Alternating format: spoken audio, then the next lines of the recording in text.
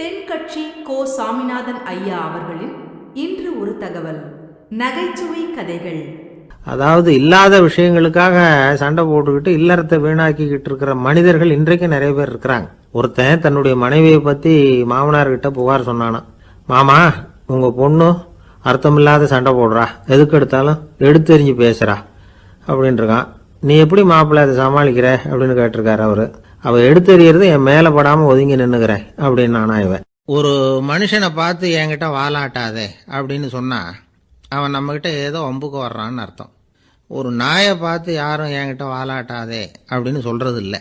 ஏன்னா நாய் வாலாட்டுனா அது நம்மகிட்ட தன்னுடைய நன்றியை தெரிவிக்கிறதாக நினச்சிக்கிட்டு இருக்கிறோம்.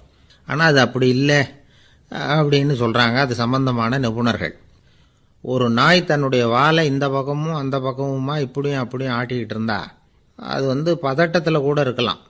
நாய் நட்பாக இருந்தாலும் வாலாட்டும், ஆத்திரத்தில் இருந்தாலும் வாலாட்டும், கோபத்தில் இருந்தாலும் வாலாட்டும், குழப்பத்தில் இருந்தாலும் வாலாட்டும், மகிழ்ச்சியாக இருந்தால் கூட அது வாலாட்டும்.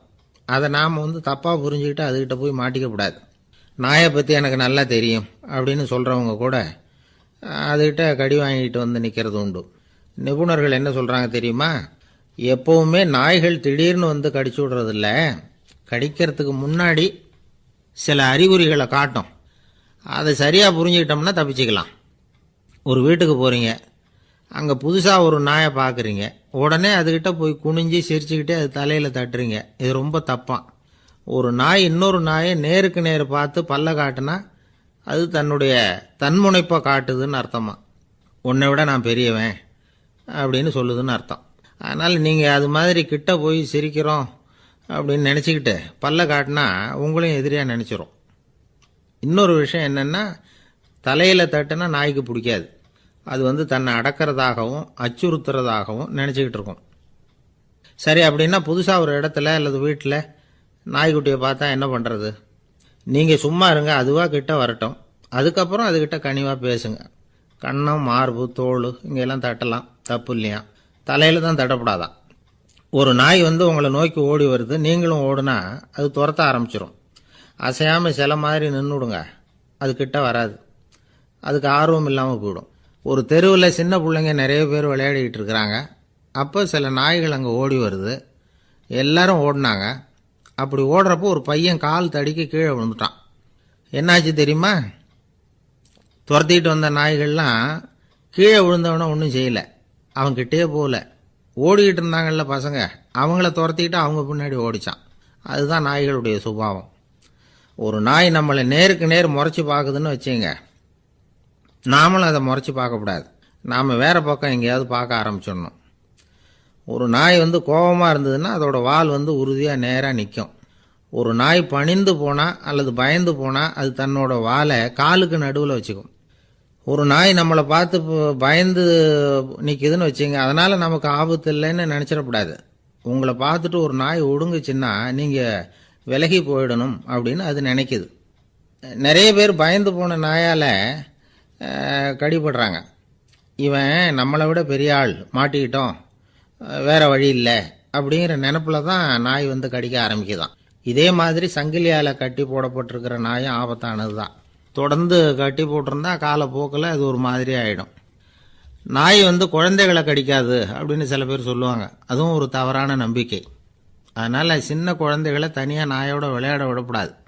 ஆகக்கூடி நாயை பற்றி நிறைய விஷயம் புரிஞ்சுக்க வேண்டியிருக்குது. ஒருத்தர் தன்னுடைய நண்பர் வீட்டுக்கு போயிருந்தார். அவசியம் எங்கள் வீட்டில் சாப்பிட்டுட்டு தான் போகணும் அப்படின்னு ரொம்ப அன்பாக சொல்லிவிட்டார். அதை மீற முடியல இவரால். சரின்னு உட்காந்துட்டார்.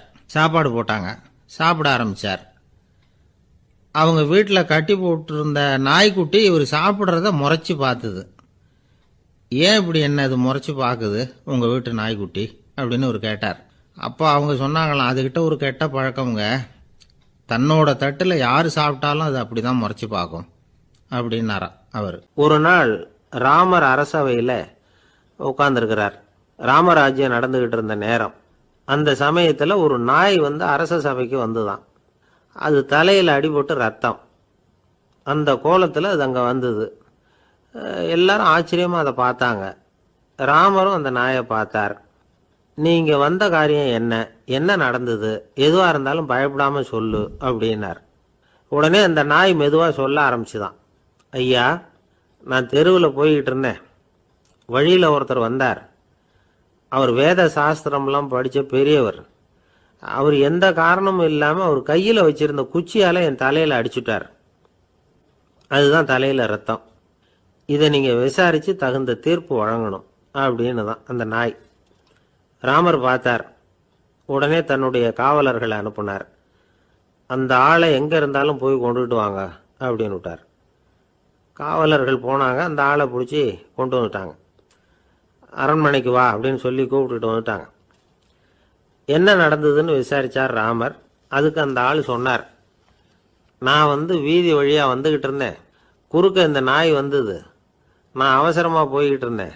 இது எனக்கு வழி விடாமல் குறுக்க பூந்து இடைஞ்சல் பண்ணிச்சு. எனக்கு கோபம் வந்துட்டுது. அதனால் அடிச்சுட்டேன். வேத சாஸ்திரம் படித்த நான் என் வசம் இழந்து கோபப்பட்டது பெரிய தப்பு தான். அதை நான் ஒத்துக்கிறேன். குற்றத்தை ஒப்புக்கொள்கிறேன். எனக்கு என்ன தண்டனை கொடுக்கணுமோ அதை கொடுங்க, ஏற்றுக்கிறேன் அப்படின்னு விட்டார். சரி, இப்போ அந்த ஆளுக்கு தண்டனை கொடுக்கணும். என்ன தண்டனை கொடுக்கறது யோசனை பண்ணார் ராமர். அதையும் அந்த நாய்கிட்டே கேட்டார். நீயே சொல்லு, என்ன தண்டனை கொடுக்கலாம் இவருக்கு அப்படின்னார். இதுக்கு அந்த நாய் என்ன சொல்லிச்சு தெரியுமா? இவரை ஏதாவது ஒரு கோயிலுக்கு தர்மகர்த்தாவாக நியமனம் பண்ணிவிடுங்க, அதுதான் இவருக்கு சரியான தண்டனை அப்படின்னுது.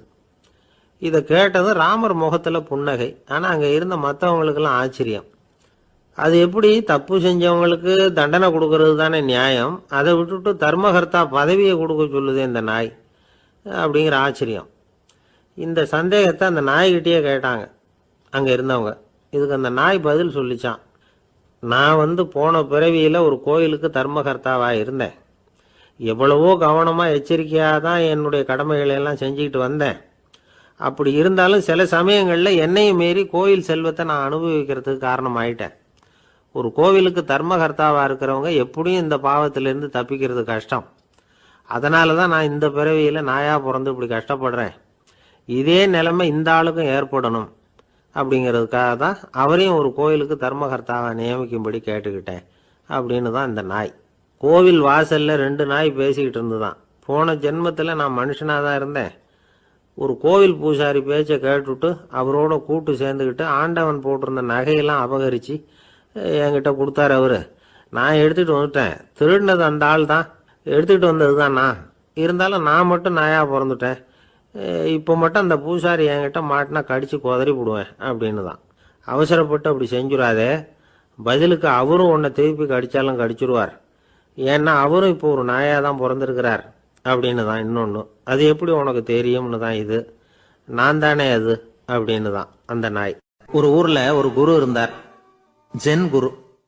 அவரை தேடிட்டு ஒரு மன்னர் வந்தார். வந்தவர் ஜப்பான் மன்னர். தோட்டக்கலையை பற்றி தெரிஞ்சுட்டு போகிறதுக்காக அவர் வந்தார். எப்படி தோட்டம் அமைக்கிறது அப்படிங்கிறத பற்றி அந்த குரு விவரமாக சொல்லி கொடுத்தாரு. 1 நாள் 2 நாள் இல்லை, 3 வருஷம் கற்றுக் கொடுத்தார். அதுக்கப்புறம் சொன்னார், நான் கற்றுக் கொடுத்துட்டேன், இனிமேல் நீங்கள் போகலாம், போய் தோட்டம் அமைக்கலாம். அதுதான் உங்களுக்கு பரீட்சை. தோட்டம் அமைச்ச பிறகு சொல்லி அனுப்புங்க, நான் பார்க்குறேன். நீங்கள் இங்கே என்னவெல்லாம் கற்றுக்கிட்டீங்களோ அதையெல்லாம் அங்கே செயல்முறையில் செஞ்சு காட்டுங்க அப்படின்னு சொல்லி அனுப்பி வச்சார். மன்னர் போனார். அரண்மனைக்கு பக்கத்திலேயே ஒரு பெரிய தோட்டத்தை உண்டு பண்ணினார். அழகான மரங்களையும் செடிகளையும் உருவாக்கினார். கிட்டத்தட்ட 1000 தோட்டக்காரர்களை பயன்படுத்தி 3 வருஷங்கள் முயற்சி பண்ணி அந்த அழகான தோட்டத்தை உருவாக்கினார். குருகிட்ட இருந்து செய்தி வந்தது, நாளைக்கு தோட்டத்தை பார்க்குறேன் அப்படின்னு. மன்னர் உடனே சுறுசுறுப்பாயிட்டார். முதல் நாளே தோட்டத்தை சுத்தப்படுத்தினார். ராத்திரி பூரா யாரும் தூங்கலை. எல்லாருக்கும் தோட்டத்தை ஒழுங்குபடுத்துகிற வேலை. அது அந்தந்த இடத்துல ஒழுங்காக இருக்குதா அப்படின்னு சரி பார்த்தாங்க. ஒரு தவறும் இல்லாத வகையில் அதை ஒழுங்குபடுத்தினாங்க. மறுநாள் குரு வந்தார், தோட்டத்தை பார்த்தார். அவருக்கு கோபம் வந்துட்டுது. மன்னருக்கு ஆச்சரியம், எப்பவும் சிரிச்சுக்கிட்டே இருக்கிறவர் இப்போ இப்படி இருக்கிறாரே அப்படின்னு. மெதுவாக குரு கிட்ட போய், எல்லாம் சரியாக தானே இருக்குது அப்படின்னார். எல்லாம் சரிதான், ஆனாலும் எங்கே அந்த பொன்னிற காற்று அப்படின்னார். உதிர்ந்த இலைகள், பொன் மஞ்சள் நிற இலைகள் காற்றில் அப்படி புரண்டு ஓடுவதை நான் பார்க்க முடியவில்லையே அப்படின்னாராம். அது இல்லாமல் இந்த தோட்டம் உயிரோட்டம் உள்ளதா இருக்காது. இதில் பாடல் இல்லை, ஆடல் இல்லை, அதெல்லாம் இல்லாமல் இந்த தோட்டம் ரொம்பவும் செயற்கையாக தெரியுதேன்னாராம். மன்னர் இப்பதான் யோசனை பண்ணார். கீழே கிடந்த காஞ்சி போன இலைகள் மட்டும் இல்ல, மரத்துல இருந்த காஞ்சி போன இலைகளையும் அப்புறப்படுத்தி சுத்தமா வச்சிருக்கிறார். இறப்பும் வாழ்க்கையினுடைய ஒரு பகுதி தான். மரணம்ங்கிறது வாழ்க்கைக்கு எதிரானது அல்ல, அதை நிரப்பும் ஒரு பகுதி தான் அது. மரணம் இல்லையில் வாழ்க்கையே இல்லை அப்படிங்கிறது பெரியவங்க கருத்து. இப்ப அந்த தோட்டம் அழகா தான் இருக்குது, இருந்தாலும் அது ஒரு ஓவியம் மாதிரி உயிர் இல்லாமல் இருக்கு. குரு ஒரு வாளியை கையில எடுத்துக்கிட்டார், தோட்டத்தை விட்டு வெளியில போனார். ஏற்கனவே வீசி எறிந்த அந்த சருகுகளை எல்லாம் அள்ளி கொண்டுகிட்டு வந்தார். உள்ள எல்லா இடங்கள்லயும் அதை வீசினார். உடனே காத்து அந்த காய்ந்த சருகுகளையும் பழுத்த இலைகளையும் அசைக்க ஆரம்பிச்சுட்டுது. இப்போ அங்க சலசல சத்தம், சங்கீதம், இலைகளின் நடனம். ஓவியம் மாதிரி இருந்த அந்த தோட்டத்துக்கு இப்போ உயிர் வந்துட்டுது. இதுதான் அந்த பொன்னான காற்று அப்படின்னாராம் குரு. மிகப்பெரிய ஜென் கேள்வி ஒன்று உண்டு. உம்மான் அப்படிங்கிற ஒரு பெரிய குருவை பார்த்து துறவி ஒருத்தர் கேட்டாராம், இலைகள் எல்லாம் கீழே விழுந்து மரங்கள் மொட்டையாக இருக்கும் பொழுது என்ன நடக்கும்? இதுதான் கேள்வி. இதுக்கு உம்மான் சொன்ன பதில் பொன்னான காற்று, தி கோல்டன் விண்ட் அப்படின்னாராம். இதுக்கு என்ன விளக்கம்னா, உன்னுடைய எண்ணங்கள் எல்லாம் உன்னுடைய மனசிலிருந்து கீழே விழுந்து உனது உள்ளுணர்வானது மொட்டையாக நிற்கும் நிலைதான் அது. உனது வேர்களின் அருகில் காற்று வீசுகிறது. எல்லா எண்ணங்களும் உன்னிலிருந்து வெகு தூரத்துக்கு புரண்டு கொண்டே சென்று விடுகிறது. நீ அவற்றை கடந்து விட்டால் நீ அவைகளுக்கெல்லாம் மேலெழுந்து கீழே பார்ப்பவனைப் போல நிற்க ஆரம்பித்து விடுவாய். அதுதான் தியானம் என்பது அப்படின்னு சொல்றாங்க. தியானம்ங்கிறது எண்ணத்துக்கு எதிரானது இல்லை, தியானம்ங்கிறது எண்ணங்களை கடந்து செல்வதுதான். அதுக்கப்புறம் நாம பொன்னிற காற்றுல ஆட ஆரம்பிச்சிருவோம். இதுதான் பெரியவர்கள் சொல்றது. என்கிட்ட ஒருத்தர் தோட்டம் அமைக்கணும்னு யோசனை கேட்டு வந்தார். எல்லாம் சொல்லி கொடுத்தேன். செடிகள்லாம் செழிப்பா வளரணும்னா வேர் காயாம பார்த்துக்குங்க, தினமும் தண்ணி விடுங்க அப்படின்னு சொல்லி அனுப்பி வச்சேன். ஒரு மாசம் கழிச்சு ஒரு தோட்டத்தை பார்க்கறதுக்காக போனேன். போய் பார்த்தா எல்லா செடியும் வாடி கிடக்குது. என்னங்க இப்படி பண்ணிவிட்டீங்கன்னு. நீங்க சொன்னபடிதான் செஞ்சேன்னார். என்ன செஞ்சீங்கன்னு கேட்டேன். வேறு காயாம பார்த்துக்க சொன்னீங்க, தினமும் ஒரு தடவை எல்லா செடியையும் ஒவ்வொன்னா புடுங்கி பார்த்து வேறு காயாம இருக்கா அப்படின்னு பார்த்துட்டு அதுக்கப்புறம் தண்ணி பாய்ச்சனே, அவ்வளவுதான் அப்படின்னார். மகாபாரத யுத்தம் முடிஞ்சது. தர்மர் சக்கரவர்த்தி ஆனார். பீஷ்மர் யுத்த பூமியில அம்பு படுக்கையில படுத்து கிடக்கிறார், உயிரை விட போறார். சூரியன் வட திசை அடையிற உத்தராயண புண்ணிய காலத்தை எதிர்பார்த்து காத்துக்கிட்டு இருக்கிறார். அந்த சமயத்துல தர்மர் கண்ணங்கிட்ட அனுமதி வாங்கிட்டு பீஷ்மரை பாக்கிறதுக்காக குருக்ஷேத்திரத்துக்கு வரார். தம்பிமார்கள், திரௌபதி எல்லாரும் கூட வர்றாங்க. பீஷ்மரை பார்த்து எல்லாரும் வணங்குறாங்க.